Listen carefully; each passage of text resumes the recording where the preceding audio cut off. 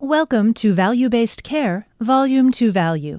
This is Lecture D, Coding in Value-Based Payment Models. This lecture covers the concepts related to reasons why capturing data correctly is essential for both compensation and quality care initiatives.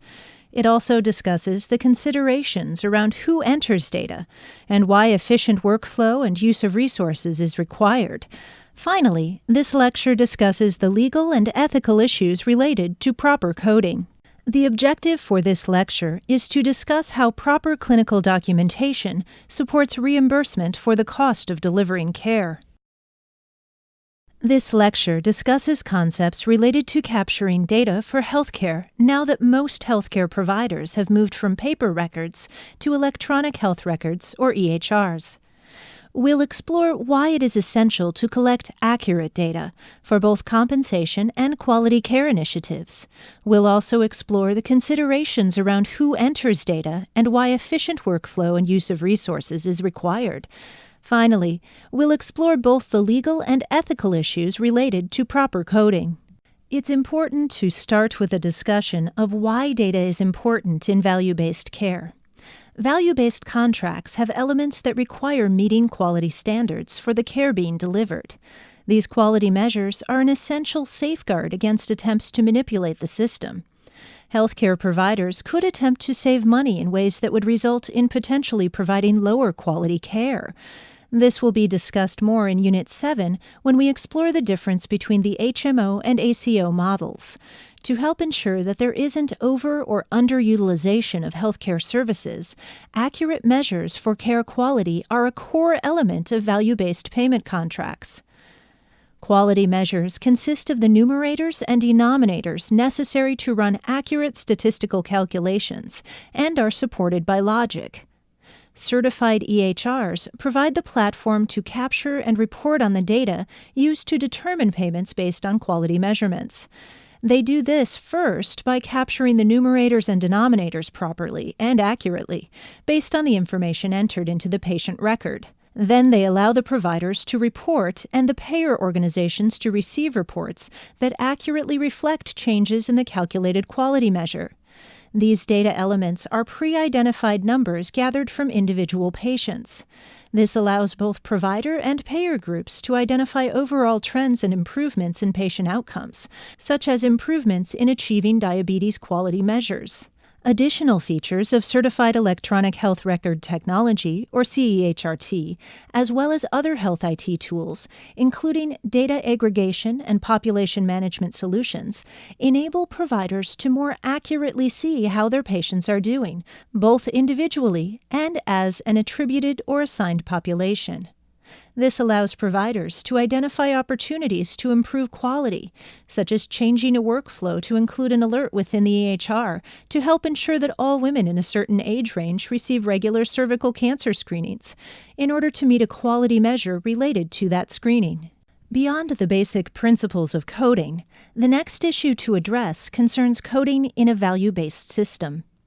The number of payment codes has expanded significantly to support value-based payments. Payers are increasingly introducing payment codes to encourage the transition away from fee-for-service payments. Payers also encourage providers to coordinate care and cover wellness visits. Following the passage of the Affordable Care Act, in 2011, the Centers for Medicare and Medicaid Services, or CMS, pays physicians for the initial preventative physical exam, or IPPE, which is also known as the Welcome to Medicare Preventative Visit.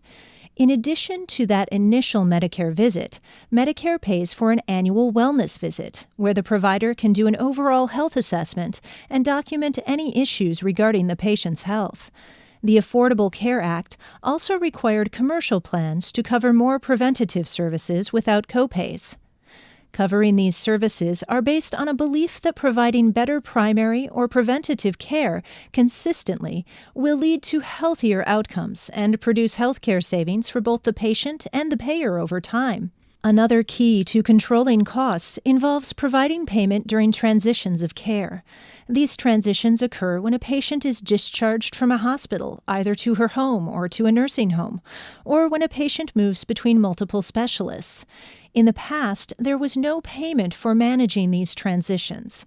They were often neglected, and as a result, patients did not always get the care that was appropriate for them, which put them at risk for becoming sicker and ultimately costing the system more money.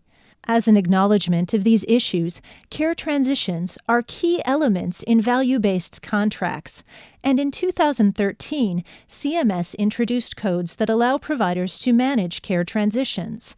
Now providers can bill Medicare for time spent making sure that the patient's care transitions are smoother and that all of the appropriate information is transferred. Chronic care management is extremely relevant to Medicare. Approximately 2/3 of Medicare beneficiaries have 2 or more chronic conditions. Of that group, 1/3 of them have 4 or more chronic conditions. To improve quality and control cost, providing an incentive to manage those with chronic conditions makes sense. It is better for everyone if those patients can stay out of the hospital, but it can be challenging to achieve that goal. In 2015, payment codes were introduced for chronic care management. These codes served as an acknowledgement that people with 2 or more chronic illnesses require a different kind of healthcare coordination. For example, this might involve a patient with Alzheimer's disease and another condition like arthritis, asthma, depression, or osteoporosis. These diseases are complex to manage, often cause patients considerable limitations, complications, or suffering, and they often incur high healthcare costs if not carefully managed. Payments for chronic care management are a small step in the direction of supporting value-based care. In July 2015, CMS announced it was going to develop codes so that physicians could bill for having discussions with patients about end-of-life care. Effective January 2016, physicians can bill Medicare for having discussions with patients about end-of-life care. This end-of-life rule introducing a new code allows 30 minutes for an initial advanced care planning conversation, then an additional 30 minutes of follow-up that can happen in the same year. In a poll by the Kaiser Family Foundation, 89% of patient respondents said that physicians should discuss end-of-life care issues with their patients. Unfortunately, just 17% said that they have had such discussions with their physician. Physicians believe that they should have these conversations, and the public believes these conversations should take place, but if there's no mechanism to pay for them, they won't happen. By creating a code for end-of-life discussions, physicians or other healthcare staff can take time to have these important conversations. Another concern about the transition from the fee-for-service model to a value-based care model is that this new model can seriously affect the profitability of clinics and hospitals. There are a number of reasons for this. First, because there are so many new requirements for documentation associated with value-based care, physicians, nurses, and healthcare providers are spending more time on documentation than before, when they didn't need to worry as much about providing a very precise level of documentation to get paid. A second reason is related to the value-based modifier, which provides for differential payment to a physician or group of physicians under the current Medicare physician fee schedule. These differential payments are based upon the quality of care furnished compared to cost during a performance period. In other words, it's an adjustment made on a per-claim basis to Medicare payments for items and services under the Medicare fee schedule. This program is being rolled into MIPS, as discussed in Unit 6, Lecture B, so we will have to see how the MACRA final rule addresses it. A key component of the MIPS is an adjustment in payments based on value, so some providers will lose a percentage of their billings, and others will gain a percentage of their billing based on their MIPS composite performance score, starting in 2019. A third reason concerns the limited revenue associated with some of the newer codes. Even though CMS and other payers are starting to allow providers to bill for certain activities, such as chronic care management, the payments can be low considering the amount of work and effort required. Using the example of chronic care management, providers are currently allowed to bill only $42 per patient per month to perform these services. To provide this service at this level of reimbursement, clinics and hospitals need to create new workflows, new staffing roles, and new processes and procedures to improve efficiency and profitability. Improving efficiency and profitability in a value-based care system may involve rethinking who does what and ensuring that all members of the care team are working at the top of their license. For example, for many years, advanced practice registered nurses or nurse practitioners have provided some types of care, such as tests that less expensive staff could do. Many clinics and hospitals are starting to reorganize the way work is done so that a medical assistant executes certain elements of the process, such as taking a patient's blood pressure or gathering some of the patient's health information. Then higher paid staff performs the parts of the process that require a higher level of knowledge or license. This is especially true for care coordination. For example, if a physician has to spend extensive time on the phone relaying patient information to another physician group in order to coordinate care, it becomes very expensive. Often, much of this communication could be done electronically or by a less expensive staff member. By using the right level of staff to communicate the right information, physician time is spent as efficiently as possible, such as in critical conversations that require a physician-to-patient conversation. Medical personnel trends show the emergence of new roles in clinics and healthcare organizations, such as care manager and patient advocate, because their work can be billed appropriately for their services.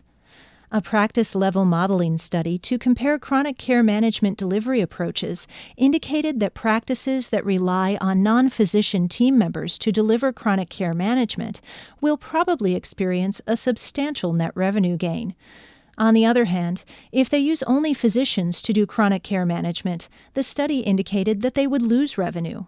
But even with a substantial net revenue gain, it turns out that the payment amounts are not sufficient when a hospital or clinic is not performing these services for a significant number of patients. There are efficiencies in working with large numbers of patients and using lower-cost staff to perform routine procedures. Before discussing the cost of care and how it relates to medical coding, let's define some terms.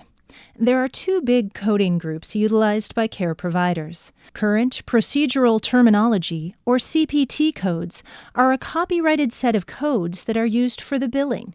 International Classification of Disease, or ICD, is an international medical classification list that applies to the diagnosis of disease. 2015 began the implementation of ICD-10 coding. These new standard diagnosis codes replaced ICD-9. ICD-10 allows for more specific and complete information within a single code. Additionally, ICD-10 codes are updated to reflect advances in medical knowledge and technology, thereby allowing a better indication of what conditions and care were addressed.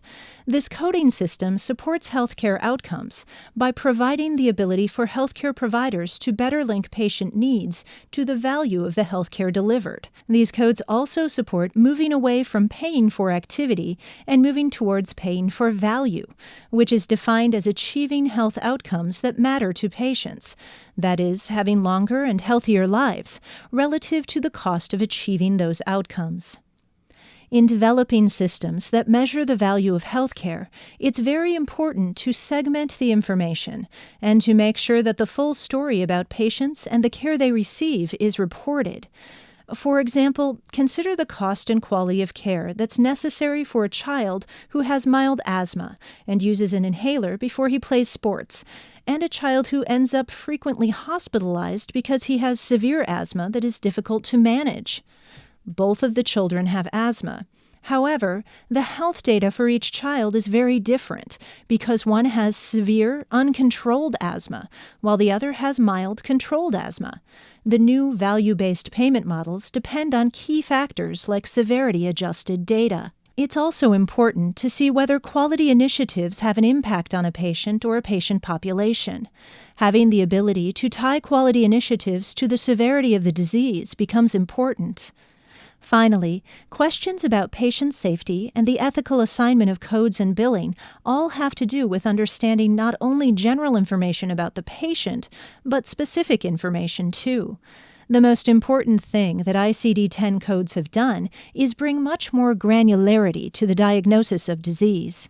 The first chart shows that from an analysis of over 15 million claims in one insurance company's system, 50% came in with very general, non-specific codes.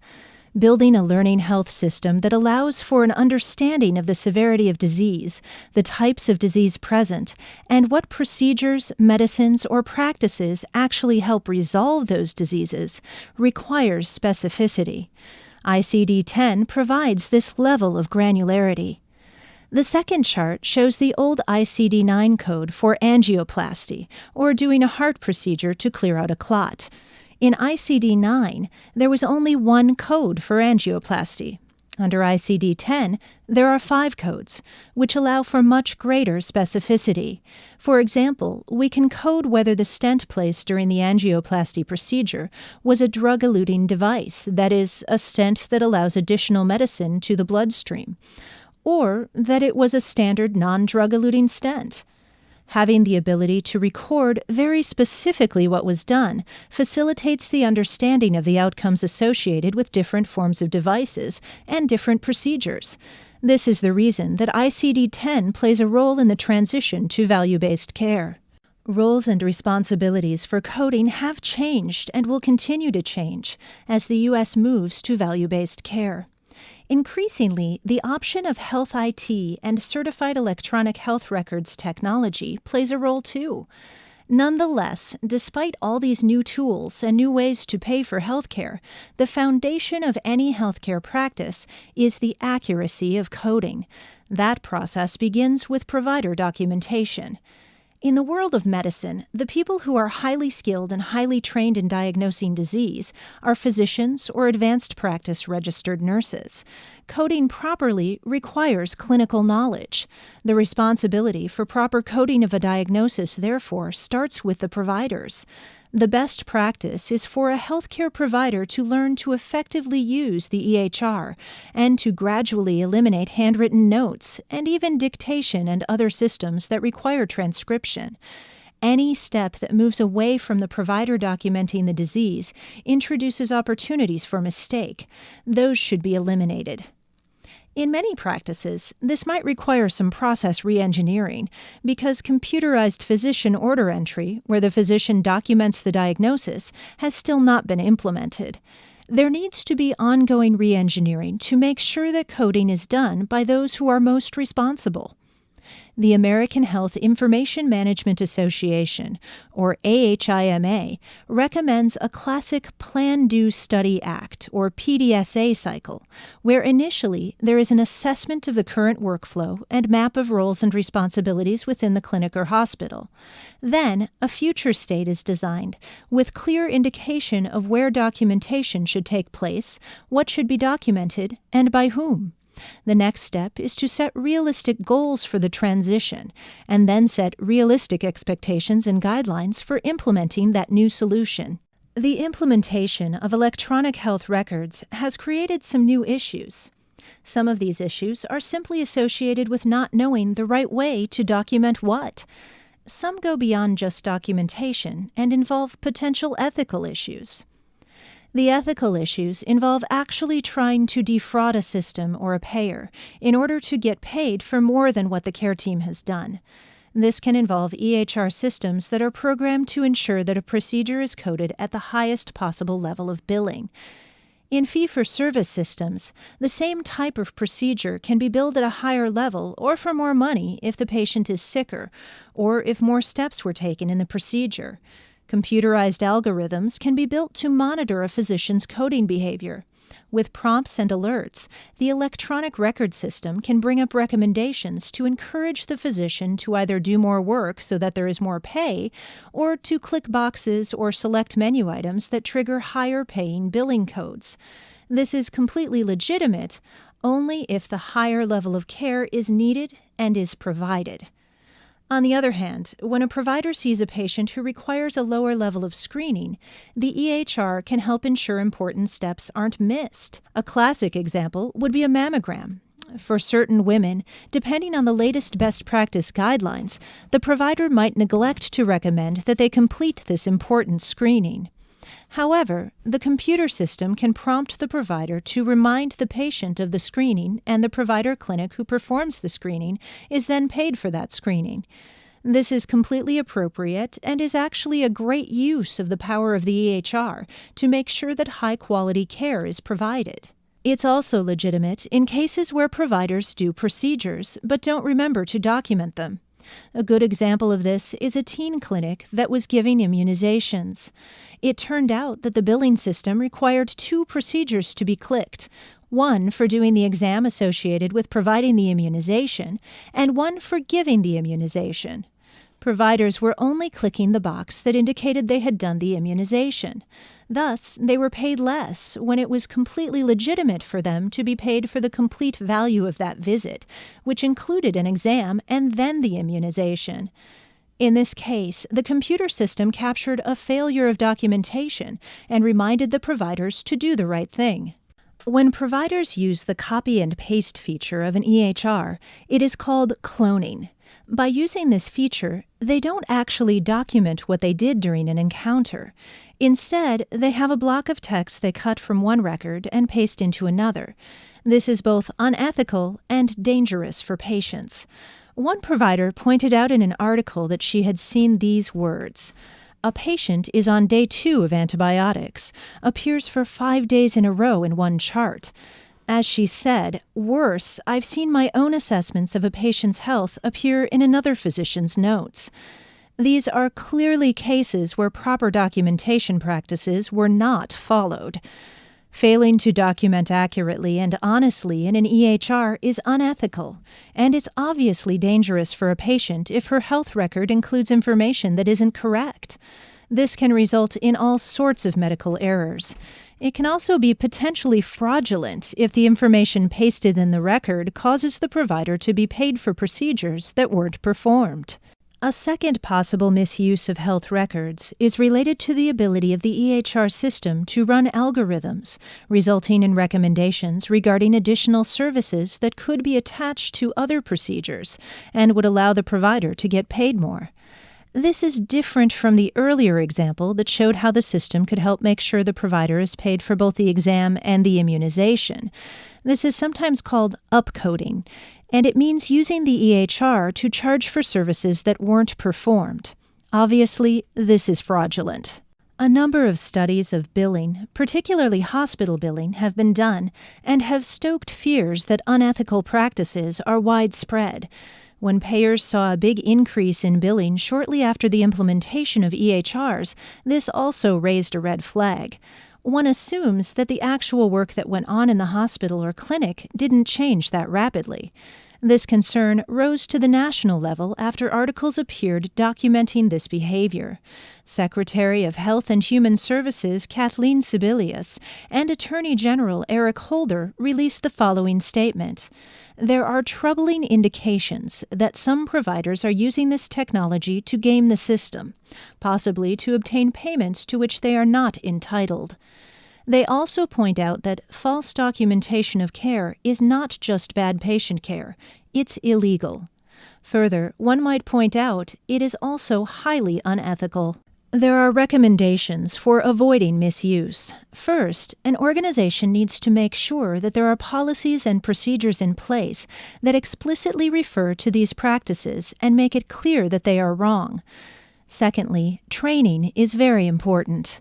There are cases where seemingly innocent clicks can result in fraudulent billing or mistaken documentation. Organizations should ensure that providers know how to use the system correctly so that they are not exposed to those kinds of risks. Finally, organizations that are interested in eliminating this sort of behavior can employ audit functions to look for abuses. As a society, it is important to be aware that there are organizations that encourage illegitimate and unethical uses of EHR systems to make more money. For cases where this happens, there is hope that the warnings from the Attorney General and the Secretary of Health and Human Services would have an effect, because this is illegal behavior and unethical. When working in a hospital or clinic, should someone become concerned about the actions of a provider or concerned that his organization may be promoting behaviors that are improper, it is important to make sure that he and everyone within the organization understands that these actions have ethical and legal implications. Electronic health record systems do have strong auditing functions. Any EHR system can quickly show who did what, and patterns of behavior can be exposed. This concludes Lecture D of Volume 2 Value. This lecture introduced concepts related to reasons why capturing data correctly is essential for both compensation and quality care initiatives.